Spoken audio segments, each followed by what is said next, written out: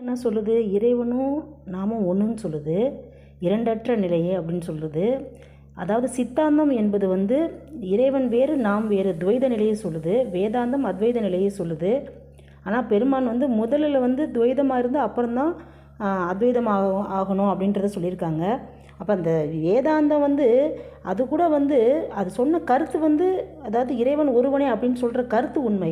ஆனால் அது அனுபவப்படாமல் சொன்னது. ஆனால் சுத்த சன்மார்க்கத்துக்கு வந்தால் தான் அந்த சத்திய வேதாந்தம்னா என்ன, அதில் உள்ள உண்மையான கருத்து என்ன, அந்த கருத்து என்னது அப்படின்றது சுத்த சன்மார்க்கத்துக்கு வந்தால் தான் அந்த அருளை பெற்றுக்கொள்ள முடியும் அப்படின்றது பெரிய பதிவில் இருக்கிறது. அன்பர்களே பாருங்கள், அந்த சித்தர்கள் போற்றக்கூடிய அந்த சிகாமணி, அந்த புருவமத்தில் இருக்கக்கூடிய அந்த மணியாகவும் நல்ல மருந்து சுகம் நல்கிய சிற்றப ஞான மருந்து அப்படின்னு சொல்லிட்டு அந்த மருந்தாக அவன் தான் இருக்கான். மணி மந்திரம் ஔஷதம் இதெல்லாம் அந்த மருந்தாகவும் அவன் தான் இருக்கான், மணியாகவும் அவன் தான் இருக்கான்.